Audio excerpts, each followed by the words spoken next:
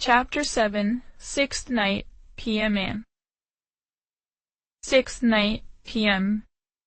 They were right on time, and Kate was on post as well. She had loads of questions, and these two had better be forthcoming, because she was getting tired of not knowing, of people only giving her half-truths and withholding information. The two runners didn't seem like a bad sort, but just like everyone else in this damn place, they had to weigh what information to impart and what to keep to themselves. Nobody trusted anyone these days. The adage, "Never ever cut a deal with the dragon," they so loved using might have been more suitable when changed into, "Never ever cut a deal with anyone." "Hello again," the redhead said with a relaxed smile. Kate saw it as a good sign, meant the whole digging into her background had produced favorable results. "Did you meet our mistress of dark beauty?" The mocking undertone was unmistakable. "Met her. Damn near killed her." The orc chuckled. "She'll never learn, will she? Still putting on her little show?" Kate nodded. "Yeah." She became much more convivial after a few gentle taps to the face. Fire Ant grinned. "You didn't hurt her, too badly, did you?" "Oh, no, she'll be fine. I hurt her less than she deserved, that much is certain." Gunshow nodded, completely serious. "I can understand the sentiment." With a shrug, the redhead merely said, "She was just doing what she thought it took to survive. You never know what motivates people until you know them." "Bullshit," Kate snapped. "Nothing excuses slashing an innocent person across the gut and leaving them to die. And I've been meaning to ask you, how did you know I was infected in the walled city? And by this kooky accountant? I don't recall seeing you people there." "Yeah," Fire Ant said, visibly uncomfortable. "about that. Look, we just have to be honest." The orc cut her off. "Look, Katie, we saw it happen." Wait, did they mean? "You saw what happened? What she did to me." "Yes." The guy raised his hands to try and get her to stay calm. "But listen, before you get angry, circumstances were—" Kate felt her head lower, and she grunted. "What did you see? Tell me exactly what happened." Fire Ant sighed, brushed her red hair away from her face, almost looking like she was being deliberately snooty, and said, "We ran into Kufeng just as it happened. You came trotting up to her, full of hot air, telling her to leave the walled city, because it wasn't safe." "Then what?" She told it like it was the most normal thing in the world. "She turned, hacked you across the gut, and drank her fill. We weren't in time to stop it or do anything, so it's not like we let it happen. You could have checked to see if I was dead or not." Kate shouted. They hadn't even stopped to check. "Katie," Gunshow said carefully, "the situation was chaotic. The city was in flames. People were shooting each other left and right." Fire Ant continued, still on her casual tone. "And when she cast you off, you were motionless, with your eyes open and your plumbing in your lap." The orc stared at his feet. "You look dead, Katie. We had to move, try to save as many people as we could. And no offense," Fire Ant added, "but you weren't the first dead Tang rent-a-cop we saw that day, or the days before. In case you forgot, you guys were still the enemy, shooting us on sight and all that." Wait, something didn't add up. She wasn't surprised she hadn't been told about the Cheech. Oh, SFB policy regarding these guys, because after all, she was just a lowly security guard. But why had the policy been there in the first place? Her anger temporarily forgotten, she blinked and asked, "Wait. Why were we the enemy?" Fire Ant and Gunshow exchanged a surprised look. Because we'd broken into Tang a few days before? The big data theft, you know, the one that went south and turned into a firefight." "The data theft. That was you." She shrugged. "Well, yeah." The anger returned, doubling in intensity. Kate felt her hands ball into fists and her jaws clenched together. Do you realize you've killed 7 or 8 innocent people? She growled through gritted teeth. Just wage slaves trying to make a living. People like me? Yes, Kate, the orc said. And believe me, it weighs on me every day. It was necessary, but I'll feel the guilt over it until my dying day. Because I still see those guys as colleagues, even though I'm not Lone Star anymore. And I know they were just doing their jobs. That just makes it even more fucked up. For what it's worth. I'm sorry. It wasn't personal. Fire Ant said gently. Please understand. We tried to keep it quiet, but when the alarms went off, we had to push through. There was too much at stake. Not Nguyen or loot, but innocent people. All the people in the walled city were threatened. The lost lives of your colleagues are a terrible thing, but it was only a fraction of the innocent civilians who died during the walled city fiasco.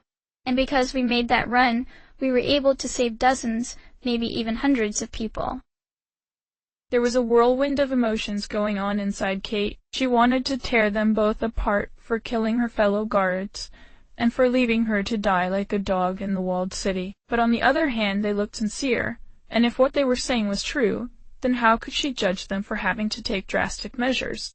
In disasters like these, too many people died or made things worse trying to save everyone. It was a numbers game, and you had to know which lives to save, which ones to leave, and sometimes which ones to end. Rationally, she knew she shouldn't hate them for what they'd done, but her heart still throbbed with anger. The best thing now would be to make sure she knew exactly what the context of all those tragedies had been. If her people had had to die, she needed to know exactly why. I need to know everything that happened at the walled city. The redhead let out a long sigh. Fair enough. Come on, I suppose there's no harm in letting you onto the bolt hole. We can talk in my cabin. I can trust you on this, right? Kate said, not entirely eager to enter an old ship with these people, who were still responsible for the deaths of several of her co-workers. They might just want her off the streets to murder her in private. Katie, Fire Ant said, looking insulted. If we wanted you dead, you'd be dead. Gunshow nodded. If anything, we're glad you're alive. A little less burden on our conscience. My brother likes to word things dramatically, the redhead said with a slight smirk. But he's right. We're not just being nice to you, we're trying to make up for what we did, at least in some small part. Now come on, let's have a chat. It's cool, Katie. Really? The orc assured her. Fine then. She followed the two onto the ship and let them lead her into the interior. The inside of the ship was as run down as the outside, but they'd seemed to make a cozy little home of it. The bridge had been repurposed into a common room, with chairs and even a grungy sofa set against the walls, and on the far side was a desk with a computer on top of it, a top-of-the-line model that looked out of place in the badly maintained vessel. The screen currently showed its screensaver, a photo of Fire Ant and 3 other women, their arms over each other's shoulders, all of them smiling broadly, the sun on their faces. Fire Ant looked different than what Katie had seen from her so far, less aloof and reserved, and much more like a happy-go-lucky, fun-loving college student. Her white teeth smiled bare. It was the same person, and yet she looked completely different. Younger definitely, at least a few years, but also more open and warm. This was probably what she was really like when she wasn't weighted down by all this Shadowrunning tripe. Happier times, those, Fire Ant said with a wistful smile when she noticed Kate looking at the screensaver. I miss those days, you have no idea. Old friends from school? Kate asked, genuinely intrigued. Fire Ant's face grew melancholic. No, we, actually met in prison, in Seattle.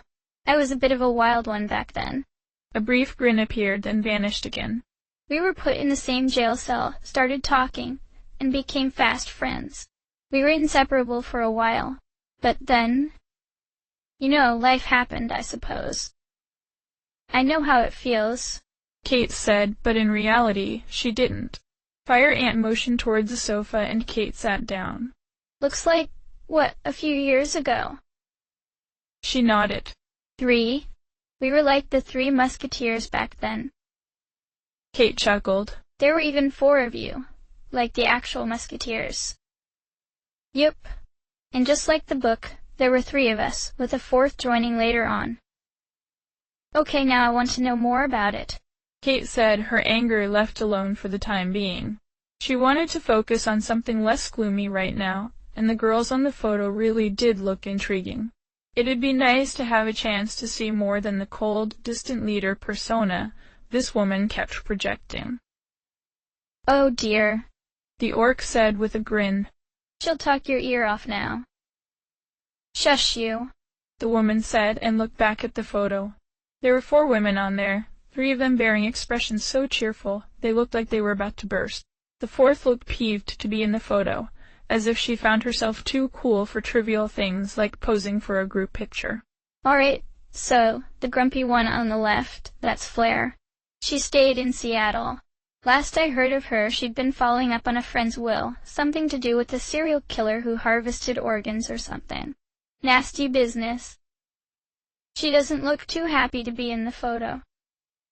Fire Ant laughed, and Kate saw a glimpse of the photographic version briefly shine through. That's Flair. She was always too cool for school. The one who acts like this whole friendship thing is childish, but who secretly treasures it down in her heart of hearts. There was always one, wasn't there? Oh, right. You're Sunder. Her eyes lit up. Yes, exactly. She looked the part too, with stark white hair parted to one side and a rebellious haircut, a crude but efficient leather outfit complete with chains and spikes, the visible part of her chest covered in tattoos, and a cigarette dangling out of the corner of her mouth. She wasn't good-looking, but somehow Kate suspected she didn't want to be either. I know it's bad form to ask for the meaning of street names, but come on. Why Flair? Is it because she, has a lot of flair? The orc burst into laughter. No, not exactly. Laughing along, Fire Ant said, No, flair wasn't her strong suit, heavens no. No, she got the name from always rushing headlong into things, always storming at things like a bull instead of dosing her power. So she'd be a whirlwind of destruction for a short while, and then run out of energy far too soon. Her friend Coyote, that's the one who took the picture, by the way, always kept telling her that the flare that burned twice as bright burned half as long. Hence flare, which is ironic. Her brother imparted, since apparently this coyote chick is even worse at rushing into things without thinking. Then there's me. Fire Ant went on, nudging her chin at the photographic version of herself. My nickname isn't as imaginative, sadly. Kate shrugged. It works, right? Yup. You already know me, so not much to tell. She looked at the picture again and her eyes grew cloudy. Hey Rachel, maybe we should focus on the task at hand? The orc said, noticing her change in mood as well. You know, keep our heads clear. No, the woman said. Huh, so her name was Rochelle. Kate always preferred real names to those silly street names. Neither the redhead nor her brother had noticed his small slip. I'm not going to pretend they don't exist because it makes me feel bad. They deserve more. Gunshow sighed. All right then. I just don't like seeing you sad. It's all right. The 2 remaining women on the photo apparently had less pleasant backstories attached to them. They both had platinum blonde hair, but one had hers tied back in a ponytail. The other had the sides of her head shaved, the hair on top wild and unruly, and dyed with a single broad blue streak. The girl with the ponytail looked the youngest of the 4, and she was gorgeous, looking like a supermodel with her bright smile, cute nose, and flawless skin. The one with the shaved head looked a bit older, but she was still pretty, although the attention was primarily drawn by the cleavage window in the front of her leather suit, which showed off a considerable bust. That's Dex and Mon. We met Monica through Dex. They were old friends back in Berlin, and Monica became like our 4th musketeer. We didn't see her as often, because she was real busy back home, but every time she visited, we had loads of fun. And Dex, Tears appeared in her eyes. She was the youngest, and people always assumed she wasn't too bright, because she had those supermodel looks, but she had a sharp mind and a heart the size of the entire Yucca. She wasn't just fun and smart and good with her hands, she was pure. She was like goodness compressed and chiseled into a cute young girl. Hell, she was even in jail due to a case of mistaken identity. You're a itch. Speaking in the past tense, Kate remarked, knowing the probable reason, but still hoping to give Fire Ant a comfortable opportunity to either explain or decline to go into it. Yeah, they're in a better place now, Fire Ant said, her lower lip trembling. We were all close friends, but those two, they were like soulmates, even more than the rest of us. Monica always called her Ace. It was cheesy, but sincere. We'll never really know how close they were, but she gave a short chuckle through her tears. We all suspected there was more going on between them than just friendship. She sniffed. That run they did in Berlin, we all knew it was bad news, but Monica wouldn't listen. Insisted it was a milk run, and that she was just borrowing decks from us for a few days at most. I swear there's nothing I hate more than the words milk run. Her brother stood leaning against the wall and sighed in agreement. They'd stumbled on something when they did the run, and Monica, they told us later on that when she tried to jack into the security system, there was some kind of backlash, and her brain just fried so hard she bit off half her tongue.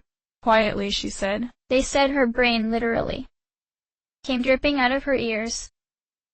Kate looked at the photo of the busty girl with the mysterious smile on the right side of the photo, unable to imagine how she must have felt, and could say nothing more than, "Oh geez, that must have been..." Yes, it must have been. And Dex, she was shattered, but she wanted to get to the bottom of it. We told her to drop it, to let it go, but she said she had to carry on for Monica and for the Flux State. There was a group of extremists who'd been trying to bring back an ancient evil dragon, or something, and she was determined to stop it. But Fire Ant took a breath, her lips still trembling and tears standing in her eyes. She'd almost pulled it off too, but when she came back from a meeting with some kind of the subway train she was on suddenly stopped. There were at least 7 of them, all mercenaries for those extremists. The runners that traveled with Dex saw the security cam footage. Apparently you could see Dex roll her eyes and raise her hands while those flashlights were on her, probably saying she'd come quietly. And then the guy leading those mercs, some huge old orc, grinned and said something. Richelle. And then they just unloaded on her. All of them.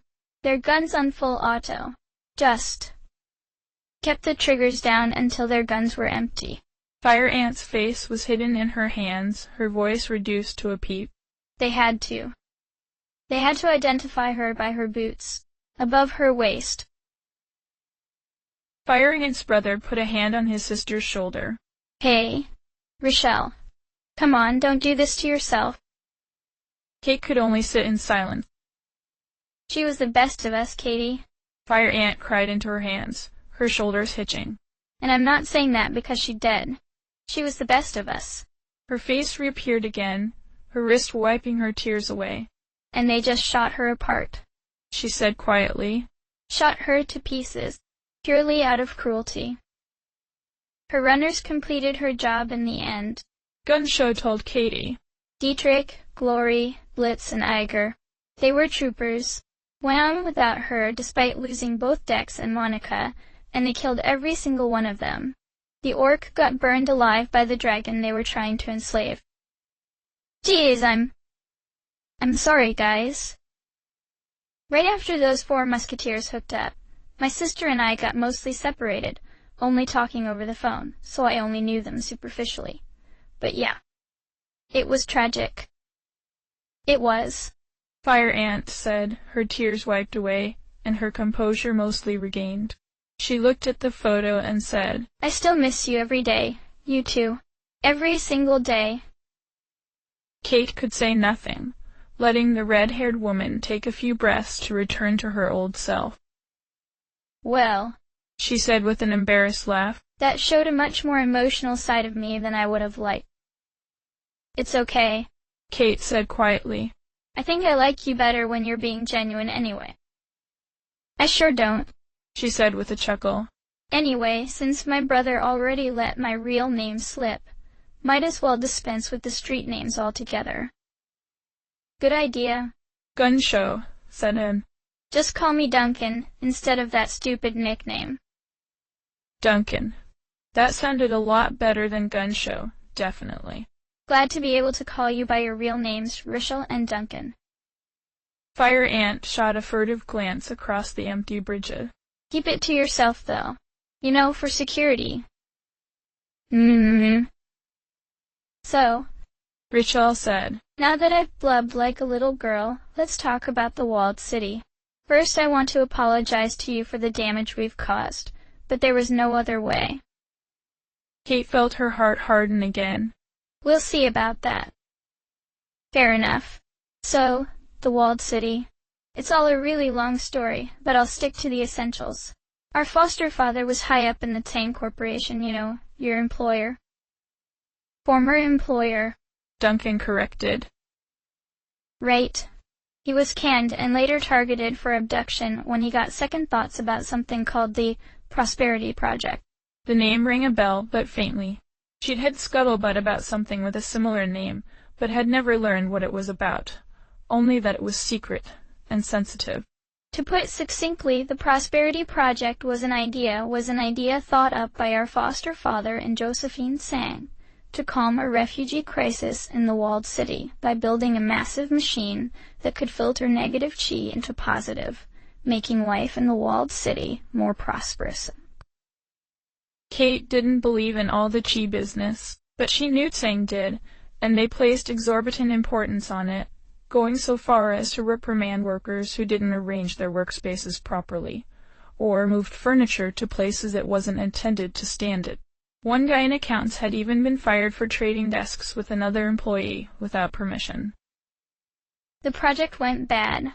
Gun show took over. Like those projects always do, making the chi even more toxic instead of converting it, and Raymond saw what happened. He wanted out, telling Josephine to dismantle the machine.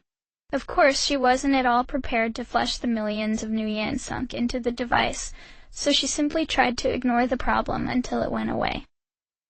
What she didn't know, at least at first, his sister went on, was that the Prosperity machine intoxicated the chi not due to a technical defect, but because some kind of astral being had, I don't know, latched onto it, got stuck in it, whatever it is that astral demon lords do.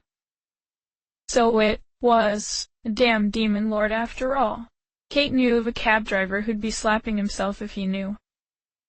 Eventually Tsang did find out, and I suppose she decided to make the best of a bad situation, striking some kind of deal with the machine's inhabitant, siphoning off the good chi the machine did manage to produce for her company, and leaving the toxic chi to further rot the walled city, giving the astral being time and energy to break into our reality.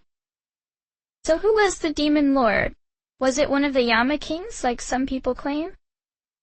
Fire Ant blinked, surprised at the question and the fact that Kate had heard of the Yama kings. Why? Yes, it was. Word travels quickly, it seems. Yes, it was one of the Yama kings. Kianya, the Queen of 1,000 Teeth. Did you ever have nightmares in the nights leading up to the walled city riots? As a matter of fact, she had. Many people had complained about nightmares and disturbed sleep, so much that the item had even been on the news, with the cause later explained away as a drug lab explosion, throwing trace hallucinogens in the air. But this had been the real cause, apparently. Yeah, she told the runners. I kept dreaming that my teeth fell out, so that was.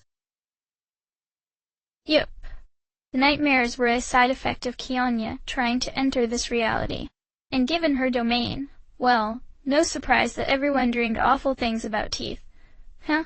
Had she gained entry into this reality, she probably would have made the walled city her kingdom. At first, Duncan pointed out. Pretty soon she would have found the walled city too small, and you can bet she would have expanded as far as the world had let her. The world would have been in serious trouble, I'll tell you that much. We learned of all this, Fire Ant said, just in time to intervene, but the night we confronted her, she had already succeeded in a few actual manifestations in our reality. This is what caused the walled city riots. Toxic chi exploded in this city, and it turned people crazy, I suppose. This was all made even worse by the Tang security forces. You in the area who tried to both stop us from entering the heart of the city and to maintain order at the same time. They succeeded in neither, Duncan said flatly. We had to fight our way through your colleagues, through extra-dimensional horrors, and even through crazed citizens. In the end, there were Tang forces as well as HKFF officers gunning down civilians storming security checkpoints, and planar monsters tearing people limb from limb. He shook his head. It was a nightmare. Jeez. You didn't witness most of it, because you were stationed in the outer ring, but you must have doubtless heard it on your radio. And yeah, by the time the riots completely blew up, you were, well, dead, but not really. Looking at it now, Duncan said, it was probably for the better. They were things no sane person would have wanted to see. Okay. But yeah. Fire Ant concluded. People were insane, all of them. Us too. The entire time I was there, I could feel this craziness eating at me, trying to get me to do bad things. The Tang and police forces must have felt it too. I can't even imagine how overpowering that must have been to the people who'd lived there all their lives. Duncan shook his head. Half the city was on fire. Gunfire kept thundering from all sides. There were bodies and body parts everywhere. It was horrible. Kate could, kind of, understand how it would have been easy to overlook a security guard lying on the ground, dying with her guts steaming outside her body. She understood enough, at least, to know she couldn't judge these guys for leaving her. They didn't seem like a bad sort. Kate was more and more convinced the more she talked to them, so she was grudgingly prepared to chalk it up to just an error in judgment. The virus must have kept her alive long enough for emergency medical help to arrive, but who had called it in, she'd probably never know. At least now she found out exactly what had happened to her. Slashed open and drained by some vampire just because she could. You have to understand, Katie. Fire Ant impressed upon her. Even we weren't thinking straight at that point. All of us could feel the madness eating away at our minds, and we made some dumb decisions, just like your colleagues, the cops, and the citizens of the walled city. Yeah, I suppose I'll have to give you the benefit of the doubt. That's all we ask. Now, Duncan and I have been talking, and well, there's something we'd like to do for you in return. Oh? This could be interesting. Seeing as how Tsang was our mortal enemy for a few weeks, Duncan explained, we're pretty well informed of all of Josephine Tsang's doings. We've got some information that'll probably hammer the final nail into Tsang Corporation's coffin. But before we deliver it to kindly Chang, we'll try to give you the chance to confront our good friend the CEO, concerning that unexplained order to bring her your head. Ooh, this would be nice. It wouldn't be without danger, of course, but it might be her last chance to get it all straight from the horse's mouth. Ah, awesome. So what do I do? She's going to try and flee the country with her private jet in a few hours, Fire Ant said, leaning back in her chair. We were thinking of crashing her party ourselves, but because we've got something to make up for towards you, you can tag along if you like. Only thing that matters to us is that she doesn't leave the country. Really? Cool. This was a big favor. She realized it all too well. After all, these were pro runners, and they weren't prone to taking the risk of letting an unaffiliated person join them. Don't get the wrong idea, though, Fire Ant said. It's not some big shootout we're expecting. We'll just be performing some minor acts of sabotage on their fuel systems. And maybe blow up the plane at some point or other, Duncan added with a grin. This might be a problem, Kate realized. She wrung her hands and said cautiously, Can I make one little request, though? Sure. No killing? She knew it was a tall order, but she didn't want to be a part of any operation that might end in people dying. Well, except maybe the cleaners. Because seriously, fuck those guys. Fire Ant sighed, thinking, but her brother seemed to see no problem. No killing's fine if we can help it. There's been too many people dead because of Chang already. Yeah, fine. Fire Ant agreed. But if we have to defend ourselves, I can't guarantee we won't use lethal force. I mean, you understand, right? Yeah, I do. Kate had to concede. As long as you don't actively look for or incite violence. We're not violent people by nature, Rochelle said with a smile. So if we can do it without bloodshed, so much the better. It's just going to be the three of us, though. Duncan told his sister. Gobbet doesn't want to work with strangers, and Iz can patch into the airstrip software without needing to be present. Ractor's busy, and Gaichu's nowhere to be found in. Kate had no idea who these people were, but it wasn't hard to figure out that they were probably fellow runners. Well, unless you have some more questions, Fire Ant told Kate, we can get ready to leave. Do you have anything in terms of weapons and equipment? No. She had to admit sheepishly. Your bitch-ass fixer took all my stuff except my spare clothes. I had an SMG, but that's gone. So's my money.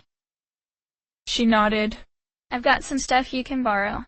Not the professional gear you're probably used to, but still decent. You can use my old FNHAR, and I think Duncan's got a bullet-resistant jacket lying around. Right, dear brother? Sure do. Might not be your size, but... So okay, I'll take what I can get. Right? Let's get you outfitted, and then we'll pay Josie Tang a visit. For better or worse, tonight was her only chance to find out why she needed to die, and her only chance to put a stop to it. End of chapter.